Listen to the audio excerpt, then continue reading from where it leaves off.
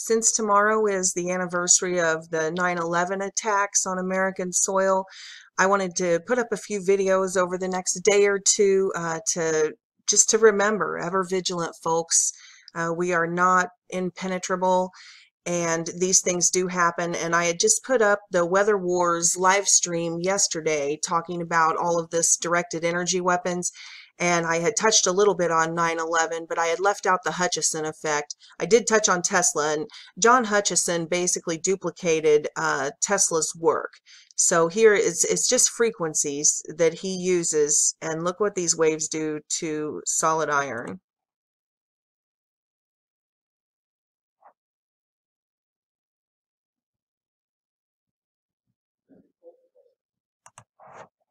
So, um, and there are several, not just this jellification that we see, that we saw in a lot of the little bit of rubble that was left.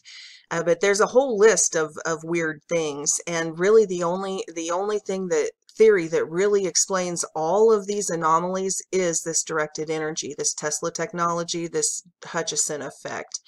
So here are some what we saw there. Although there was no heat signature, we still saw the strange, bending of beams and strange effects on them, and it wasn't melting. There would be paper that, right there with them that never caught fire, but you would see, like, this is, Hutchison effect, jellification, and then this is the type of thing that we saw in the beams. Another really strange thing that we saw were fires in cars, and the same thing, the same effect on the metal. Like this happened to cars. This was over a mile away. No plane hit this. There was no fire that did this, but something in the environment during that event, some energy weapon had this effect to where cars a mile away would have this peeling and the wilting of the metal, yet the upholstery, the plastic trim, none of that was affected at all. So it wasn't heat. It was similar to when we use our microwave ovens, and you can put a piece of paper in there and it's fine, but if you put a fork in there, it's going to throw sparks. The microwaves react to the metal differently than it does, to paper. You can't put metal in a microwave.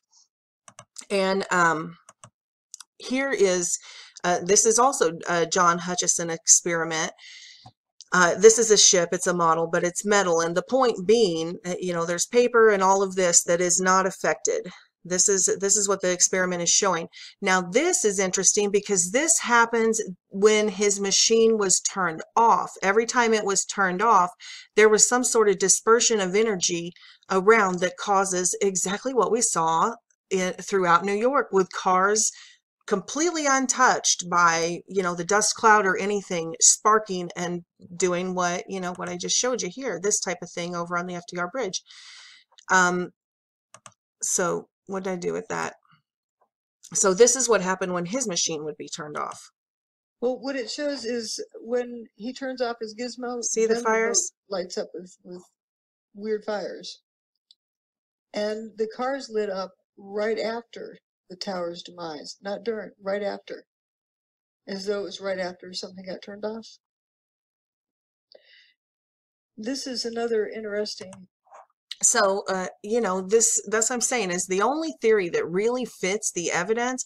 We just want to throw all of this stuff out like it's anomalies and it doesn't count. Well, it does count. It's not science unless you take all data into consideration and then you form your hypothesis from the data. You don't form your opinion and then toss out all the evidence and data that doesn't fit your preconceived idea. That's not science. This is science, folks, and this is what we actually saw. This is the truth of what we actually saw. Here's another interesting one, which is, again, what we see from the Hutchison effect and what we see from the Tesla technology. Now, this was seen in New York that day. Some other weird things that happened were roundish holes in the outer pane of windows. They weren't necessarily through both panes. That's strange. Throw a rock through a window, it breaks the window because window is brittle and it bends, and brittle materials are weak in tension, so it shatters the glass. So how do you get a round hole without cracks running out? Turns out somebody replicated that very thing. This is my analogy saying, okay, if you drop a rock. So anyway, the point is, I'm not going to beat this thing to death. I'll put the links down there again. You can go. There are mountains of evidence explaining all of these anomalies that we saw. I'll show this one video. This was in my Weather Wars live stream yesterday, but that was like a 40-minute live stream. You may not want to do that. This would be like a 8-minute video. But this is important so that you can see with your own eyes that these steel beams were turned to dust right in front of your eyes. They did not melt. They did not, they weren't found. Just a small fraction of the rubble from all of these buildings, over 100-story buildings, multiple buildings fell, and there was no rubble. There was like a couple of floors worth of rubble. The rest of it just turned to dust and blew away. And, there's a bathtub underneath the World Trade Center complex that had that rubble all fallen to the ground. It would have flooded all of Manhattan. So we just know for a fact that it didn't happen the way that you were told it did. So anyway, watch this. I want you to see it with your own eyes, and then go back and you can check. I'll put the links for the Irrefutable documentary series, and you can see a lot of that in a lot of this stuff in there. That's about 700 feet tall. If that thing tipped over, it would take out a few blocks worth of buildings. This tower right here, this is what she's talking about. Watch it disappear. Hole in the ground, dropping into. It just turns to dust.